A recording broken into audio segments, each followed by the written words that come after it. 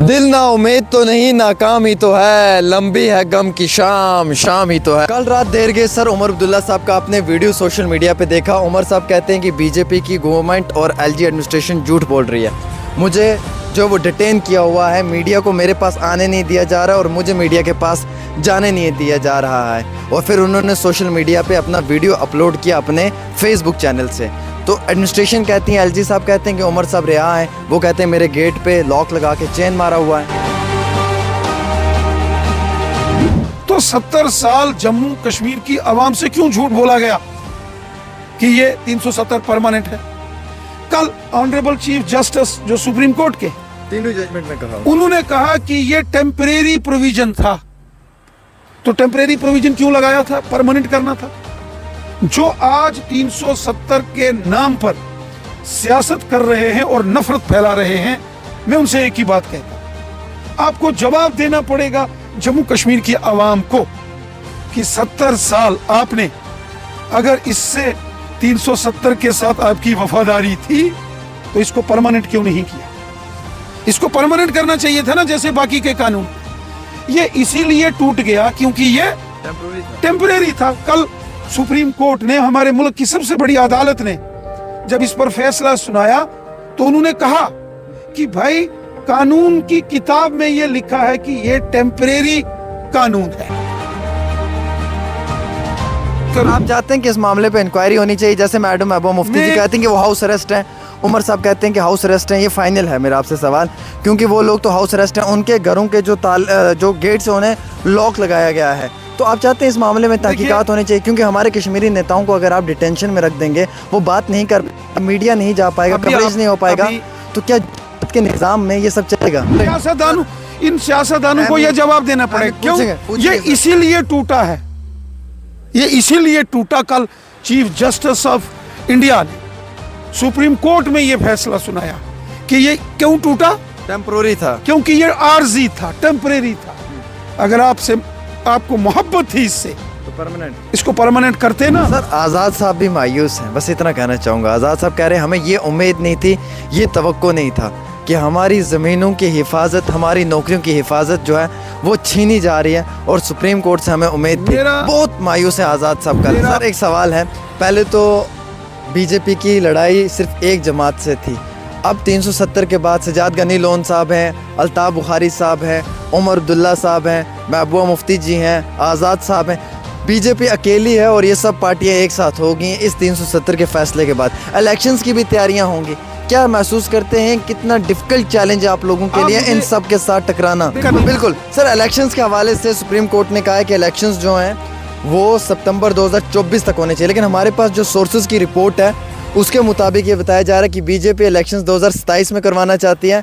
2026 में मुल्क का एक डिलिमिटेशन होगा और जम्मू कश्मीर में जो असेंबली 90 सीट्स हैं इनमें भी बढ़ावा किया जाएगा। तो 2027 का मंशूर आप लोगों का है। इलेक्शन कमीशन ऑफ इंडिया को सुप्रीम कोर्ट से हिदायत मिली कि जल्दी इलेक्शन होना चाहिए। Right now sir, how you see the situation? आप इस सिचुएशन को कैसे देखते हैं? और अगर इलेक्शंस होते हैं तो क्या आपकी जमात या आपके लोग इसकी तैयारी कर चुके हैं या तैयारी के लिए तैयार बैठे हैं? ये पूरा हिंदुस्तान कश्मीरियों का है। वाह, मुबारकबाद है। दिल ना उम्मीद तो नहीं, नाकाम ही तो है, लंबी है गम की शाम, शाम ही तो है। ये रीजनल पार्टीज का कहना है। भारतीय जनता पार्टी वाले कहते हैं मिटा दे अपनी हस्ती को अगर कुछ मर्तबा चाहिए, कि दाना खाक में मिलके गुले गुलजार होता है। धारा 370 को जम्मू कश्मीर से उम्र भर के लिए ख़त्म कर दिया है। गुलाम नबी आज़ाद साहब कहते हैं कि जनाब फैसला जो हुआ है हम उससे मायूस हैं। उमर अब्दुल्ला साहब भी यही कहते हैं। बीजेपी के सदर जम्मू कश्मीर से रविंदर राणा साहब का क्या कहना है कि उन्हें महसूस होता है कि ये अधिकारों की लड़ाई थी और ये अधिकार अब उन लोगों को मिलने जाएंगे शायद जिन्हें आज़ादी से लेकर आज तक भी अधिकारों से महरूम रखा गया है। बहुत बहुत शुक्रिया सर वक्त देने के लिए। पहले तो मुझे बड़ा अच्छा लगा सर, आपका एक वीडियो मैंने देखा, आप कश्मीर गए थे, जो हमारे शहीद मसरूर अहमद वानी साहब हैं उनके घर पे ताज़ियत के लिए, उस पर भी बात करेंगे। सवाल सर मेरा ये है आपसे कि गुलाम नबी आज़ाद साहब बहुत मायूस हैं। वो कहते हैं दिल ना उम्मीद तो नहीं, नाकाम ही तो है, लंबी है गम की शाम मगर शाम ही तो है। चलिए हम इसके आगे भी का बयान नहीं, आज़ाद साहब भी यही कहते हैं, उमर साहब भी यही कहते हैं। वो कहते हैं हम इससे आगे भी लड़ाई लड़ेंगे, वो कहते हैं हम पॉलिटिकल लड़ाई लड़ेंगे। कैसे देखते हैं आप इसे? देखिए, यहाँ तक मामला 370 का है। एक लंबी बहस सुप्रीम कोर्ट के अंदर चली है। हमारे मुल्क की सुप्रीम कोर्ट सबसे बड़ी अदालत है और सुप्रीम कोर्ट की जिस बेंच ने सुनवाई की है ये कॉन्स्टिट्यूशनल बेंच है।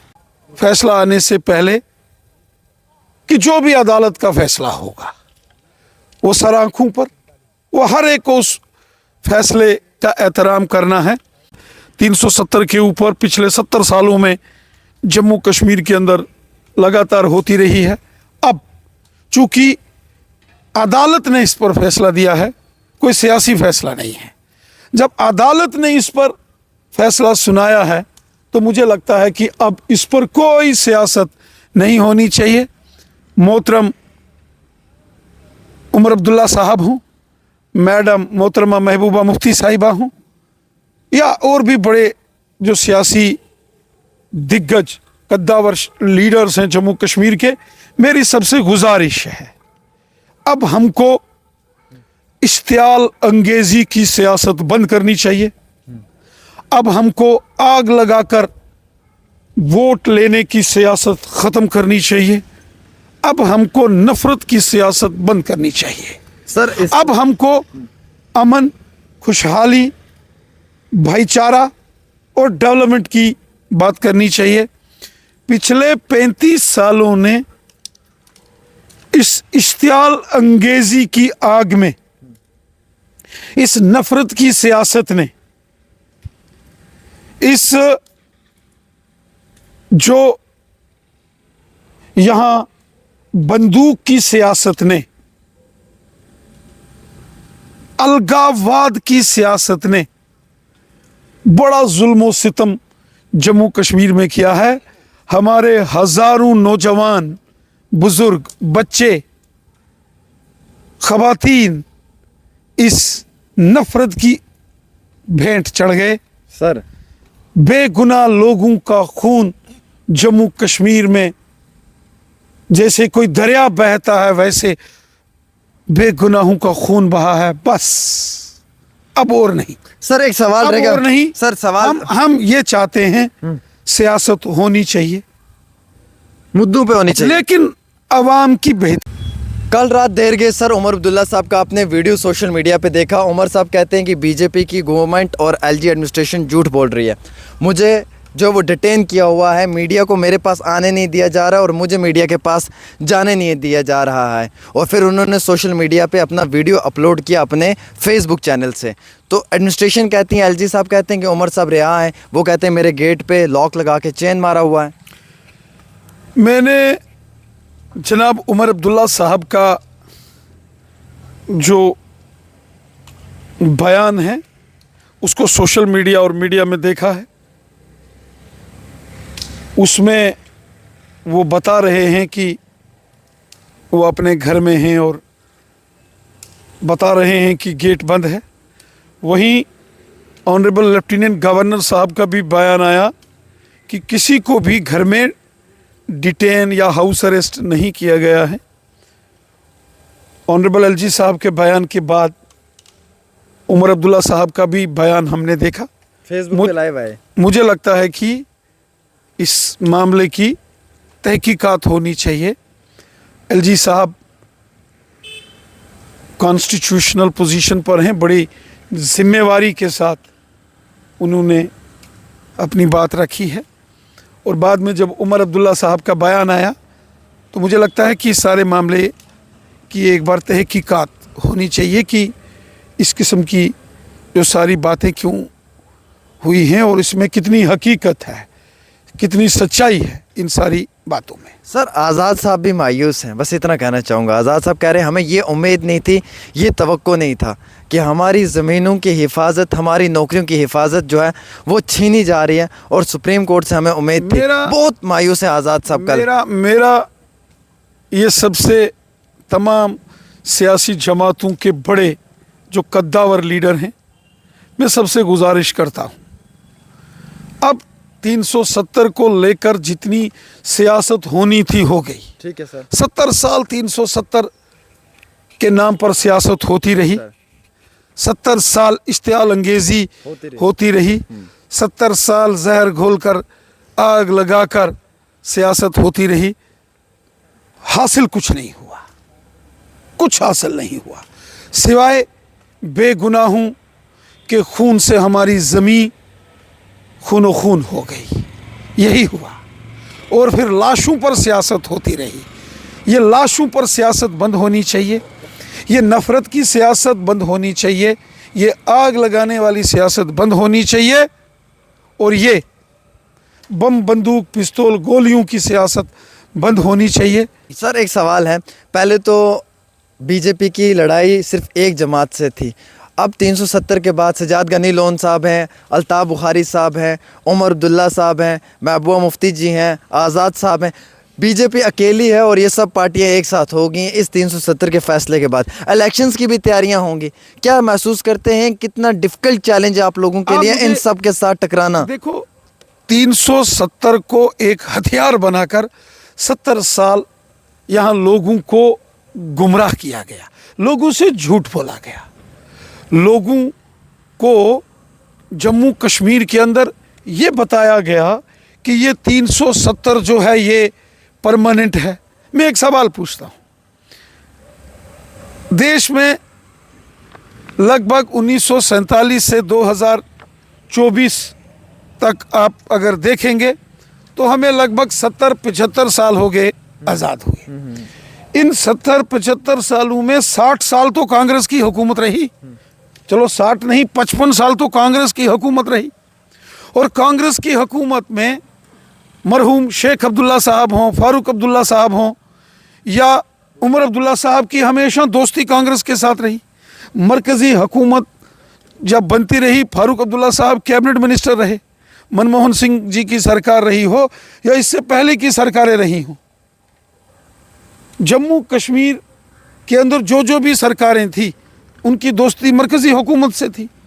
तो 70 साल जम्मू कश्मीर की आवाम से क्यों झूठ बोला गया कि ये 370 परमानेंट है?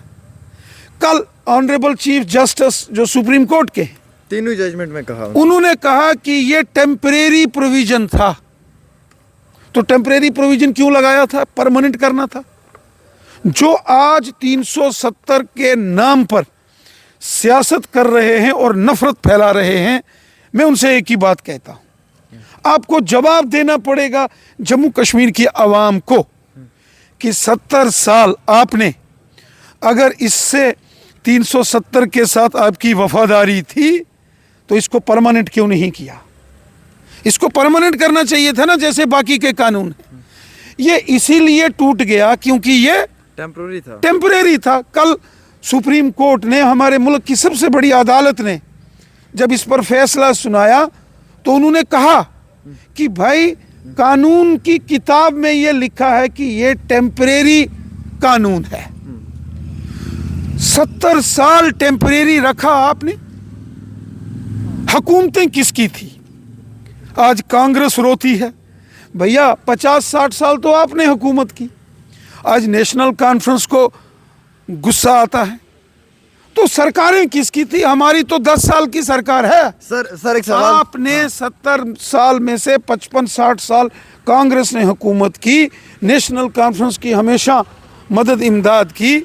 जनाब जानी मुफ्ती मोहम्मद सैयद साहब मुल्क के होम मिनिस्टर रहे, उनकी सरकारें थी। बीपी सिंह साहब की सरकार में वो मुल्क के होम मिनिस्टर थे। जैसे आज हमारी हुकूमत में अमित शाह साहब होम मिनिस्टर हैं, एक ज़माने में जहानी मुफ्ती साहब मुल्क के होम मिनिस्टर थे।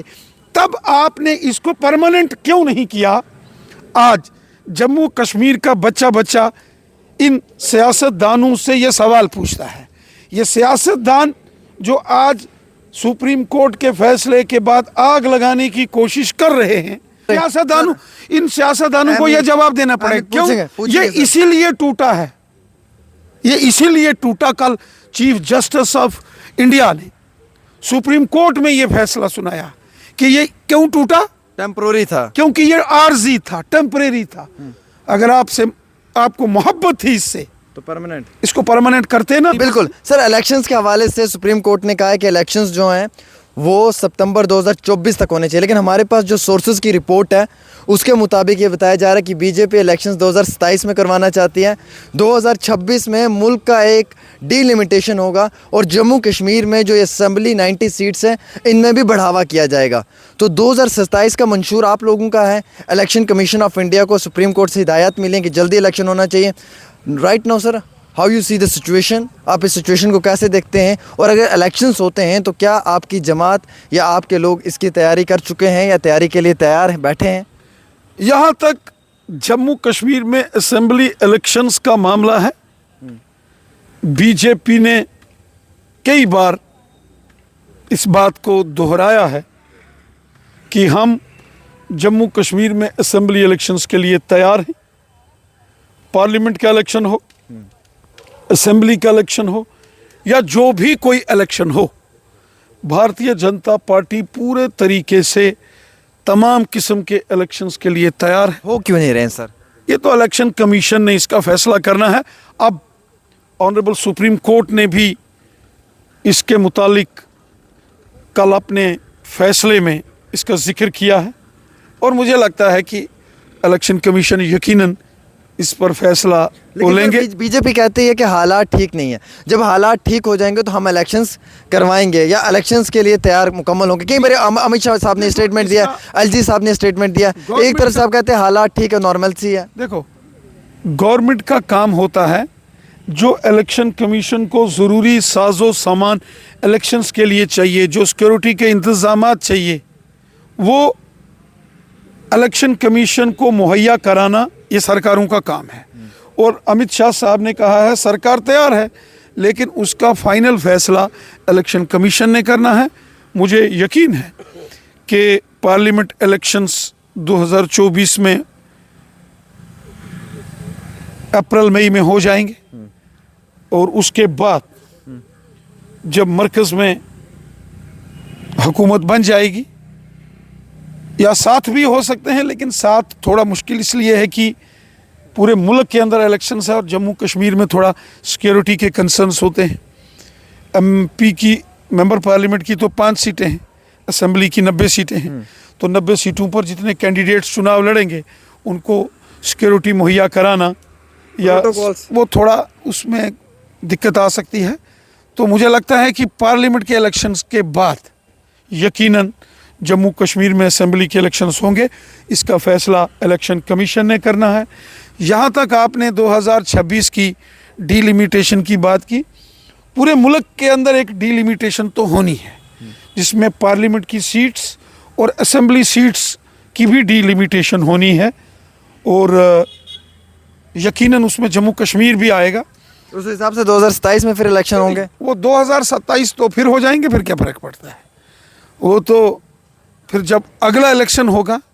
लेकिन मुझे लगता है कि सितंबर की डेट जो है वो ऑनरेबल सुप्रीम कोर्ट ने दी है कि सितंबर 30 तक मुझे लगता है कि इसका फैसला जो है वो ऑनरेबल सुप्रीम कोर्ट जो है वो उसकी डायरेक्शन के बाद 370 के जाने के बाद भी आप महसूस करते हैं वोट देगी, और ख़ास तौर पे कश्मीर में वोट देगी, राजौरी पुंछ में वोट देंगे, डोडा चिनाब में वोट देंगे। मेरी बात सुनो ना, 70 साल जिन लोगों ने 370 से वफादारी की सियासत की, जवाब तो उनको देना पड़ेगा। नौकरियां ज़मीनें छीन रही हैं। कोई नौकरी नहीं छीन सकता। एक नौकरी बताओ जम्मू कश्मीर में पिछले 4 साल में किसी बाहर के शख्स को मिली हो एक नौकरी? सर 4th क्लास जो मुलाजमीन हैं उनके जो डोमिसाइल बने हैं वो बाहर वालों के बने हुए हैं, वो भी उसके लिए एलिजिबल है। मैं आपको बताऊं, एक सिंगल नौकरी किसी बाहर वाले को ना मिली है ना मिलेगी। जमीन का जहां तक मामला है, लोगों की अपनी जमीनें हैं, कोई जोर जबरदस्ती, कोई छीना झपटी नहीं कर सकता। लोगों, आपकी अपनी ज़मीन है, आपकी मर्ज़ी है, आप उसमें से 2-4 मरले मुझे बेचें ना बेचें, कोई आपसे ज़बरदस्ती नहीं छीन सकता। रही बात हमारी हुकूमत की तो मोदी साहब ने रजौरी पुंछ हो, डोडा किश्तवाड़ रामबन हो, वादी कश्मीर हो, जम्मू हो, कठुआ सांबा रियासी उधमपुर हो, हर शख्स का भला किया है, सबकी खिदमत की है। और कल जो हमारे मुल्क के ऑनरेबल होम मिनिस्टर जनाब अमित शाह साहब का बयान आया पार्लियामेंट में कि पूरा हिंदुस्तान कश्मीर के लोगों का है और कश्मीर हिंदुस्तान का है। उन्होंने कहा कश्मीर से लेके कन्याकुमारी तक, गुजरात से लेके अरुणाचल तक पूरा हिंदुस्तान कश्मीर के लोगों का है। कितनी बड़ी स्टेटमेंट है। पार्लियामेंट के अंदर मुल्क के वजीर दाखिला होम मिनिस्टर साहब का बयान कि पूरा हिंदुस्तान कश्मीरियों का है। वाह, मुबारकबाद है हमारे होम मिनिस्टर साहब को। कुछ अगर कोई सिलेंडर करना चाहे तो वो करके वापस स्ट्रीम, मेन स्ट्रीम को भी ज्वाइन कर सकता है। हमारे होम मिनिस्टर साहब ने एक बड़ा ऐलान पार्लियामेंट में किया है। साफ साफ उन्होंने एक बात कही है, जो लोग गलत रास्ते पर निकल गए, जिनको जबरन, जिनके हाथ में बंदूक थमा दी गई, जबरन जिनको गलत रास्ते पर मोड़ दिया गया, या जिनको डराकर धमकाकर,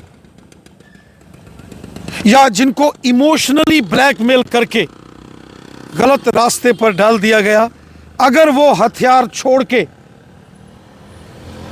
अमन के साथ, खुशहाली के साथ रहना चाहते हैं तो उनका इस्तकबाल है। फिर सवाल यह है कि कश्मीर से, जम्मू कश्मीर से 370 को हटा दिया, अब ये दफना दिया है, वापस नहीं आएगा। मैं नहीं कहूंगा। नहीं सर, सुनिएगा, मैं नहीं कहूंगा दफना दिया गया।